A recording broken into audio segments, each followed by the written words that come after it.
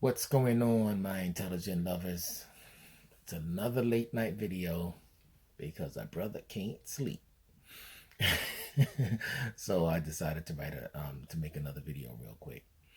And what I want to talk about tonight is something I feel is extremely important when it comes to the reasons as to why people tend to cheat or step out of their relationships. And I want y'all to really pay attention to this because, listen, if we look at the statistics, I talk about it all the time. If we look at the stats, we're just about at 60% of couples who get married end up at divorce. You have a whole lot of people cheating who are still together.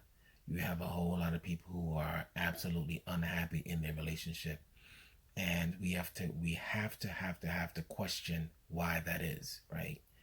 And I talk about this in my book, Revolutionizing How to Love, a guide to a successful relationship. I talk about it a lot, as to why we're in this predicament, right? Why we're in this love deficit, right? Which with love, man, it should be a surplus on a regular basis, but it just doesn't seem to be the case. And like I just called you guys my intelligent lovers, right? And if you follow me and you read a lot of my quotes, I always end it with love intelligently. And the reason why I do that is because a lot of us don't. We want to go with our gut and we want to go with our hearts. But how many times have your heart led you astray? How many times? Several times, right? So you have to incorporate logic as well as your heart. You can't just do one or the other. You have to combine the two.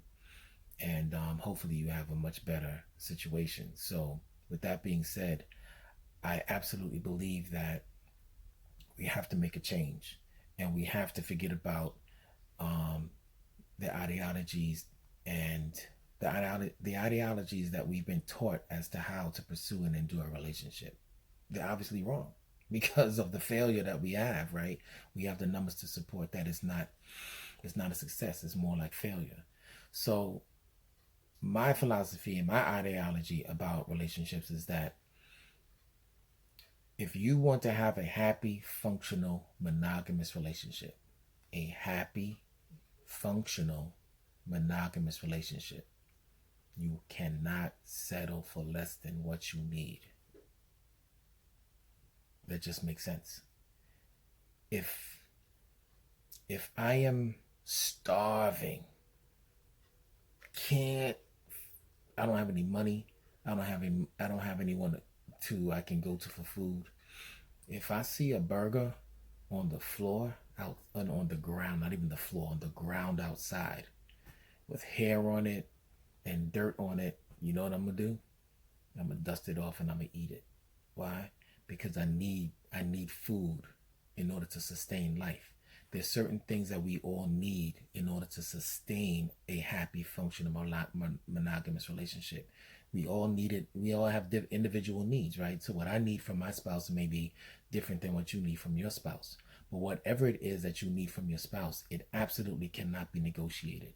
And that's something that we've been taught the opposite. What we've been taught is you're not going to find the perfect person, right? The perfect person meaning everything that you need. You're not going to find a person that has everything that you need. So you have to do what? You have to settle, right? So if I need six things from you and you only have five, I'll settle. Five is, five out of six ain't bad, right? Yes, it is. What if one of those things is fidelity? What if I need you to be faithful to me, but you have five other things, right? But that one thing, being faithful, you don't have it. You cheat on a regular basis. Well, even if it's a sporadic basis, you still cheat, right? What if you are faithful? What if you are faithful and you're great in bed and you're family oriented, but you're dumb as a bucket of rocks? That's not gonna work for me either, right? Because I need my mind to be stimulated just as I need my body to be stimulated, right? Or what if you are intelligent? What if you are faithful, but you're not adventurous? You like to stay home. You don't like to do anything. I'm gonna be bored. That's going to be problematic at some point in a relationship, right? So these are my needs. And other people, what people will say is, well, oh, that's not a big thing. It may not be a big thing for you, but it's a big thing for me. Just like fidelity is not a big thing for other people. People have open relationships. So they don't mind if you have sex or sleep with other people, right? Each individual has their own individual needs, right? It should be a no judgment zone. And whatever my needs are my needs. Whatever your needs are your needs. So the point I'm trying to make is, if you have a spouse who does not provide you with what you need in a relationship, you at some point are either going to be miserable or you are going to step out of your relationship. It's natural. All you're doing is by you staying in a relationship that you're not receiving your needs, you're going against the grain of nature. And when you go against the grain of nature, you will fail every time.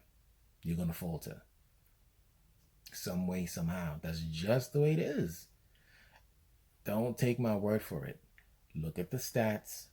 Look at the amount of people who you know cheat. Look at the amount of people who you know are unhappy in their relationships. And you have to say there must be some validity to what I'm saying. So with that being said, if you want something different, you have to do something different. We have to make a change. We can't keep doing the same thing and expecting to get a different result. I keep bringing up the stats. Look at the stats. Understand, if you don't want to be a part of that statistic, you have to do something different. So that means that you have to stop settling for less than what you need in a relationship. But in order for you to know that you're settling, you have to be able to differentiate between what you want from your spouse and what you need from your spouse. Your wants are negotiable. What you want from your spouse is negotiable. If you may want someone who's 6'2", right? But you may meet the man of your dreams who's 5'11". The want is those are negotiables, right? But the needs, if you need someone who is faithful, if you need someone who's intelligent, if you need someone who is great in bed or satisfying in bed, if you need someone who's financially stable, if you need someone with a great sense of humor, if those are the things that you need, and if you don't receive it from your spouse, you're not going to be fulfilled. There's going to be like a void or a vacancy, and you get with that person, you will spend more time working on your relationship, like most people do, than your relationship actually working. That's why so many people are doing that.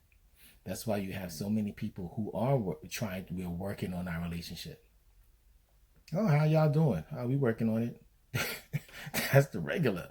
You rarely find anyone who is absolutely happy and in bliss with the love of their lives. That's a rarity. You know what I'm saying? So that's my word for the day. I hope y'all really take heed to this because it's extremely important. It's extremely important. It may not be something that you want to hear because, you may be single longer, but I guarantee you'll be happier. You're not going to be in a miserable relationship. So that's my word for tonight.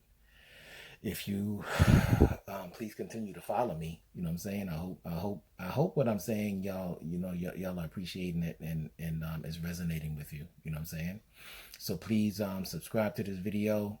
You can always check me out on Instagram, Frank C. Johnson. I'm at Frank C. Johnson on Instagram. And again, subscribe and comment on and share this video if you enjoyed it. All right.